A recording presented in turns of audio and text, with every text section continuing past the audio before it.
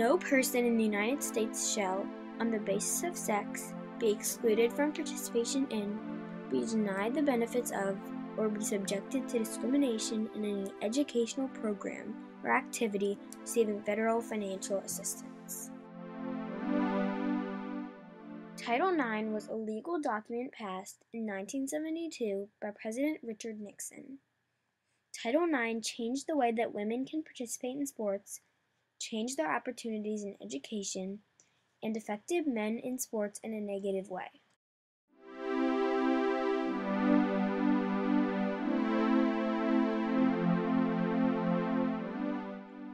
Many women didn't play sports because they weren't allowed to. Two of my older sisters had no sports in their high school experience whatsoever, and I can't even get my arms around that type of life. I don't know what that would have been like for me to not have sport and have the opportunity to compete.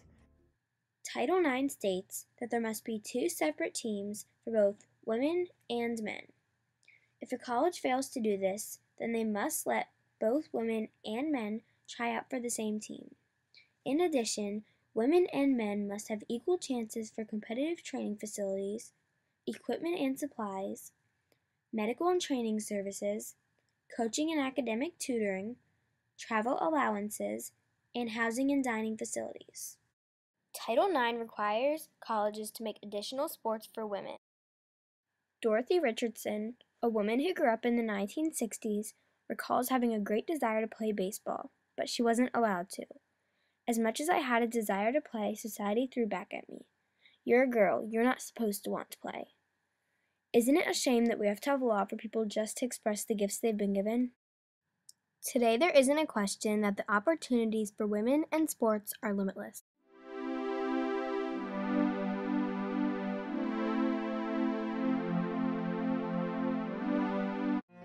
Let me tell you how Title IX really got started. I was working part-time as an instructor on a visiting lecturer at the University of Maryland while I was getting my degree. They had a huge expansion, 7 openings, and they didn't even consider me. So I went to one of my male friends on the faculty, and he just looked at me and said, well, let's face it, you come on too strong for a woman.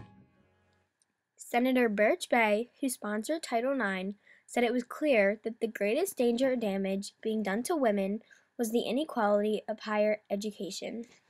Many universities did not allow women into their college, and some universities limited the amount of women they would let in.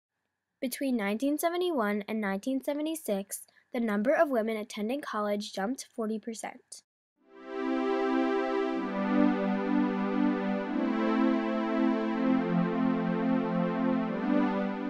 Title IX gave women more opportunities, but it also changed opportunities for men in sports.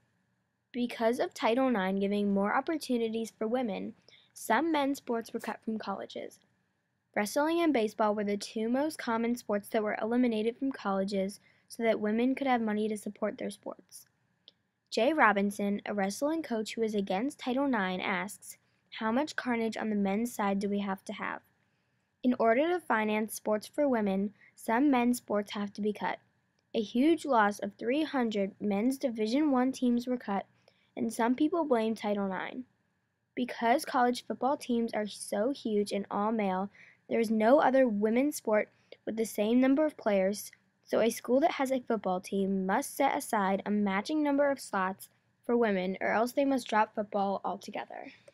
Title IX changed opportunities for women in sports and in academics, but it also impacted men in sports in a negative way.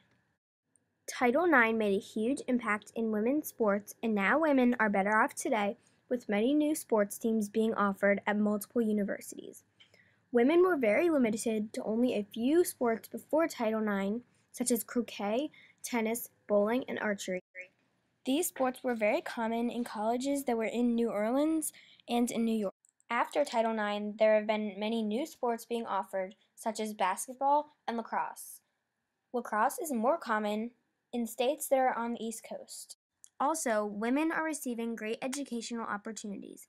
Between 1971 and 1976, the number of women attending college jumped 40%.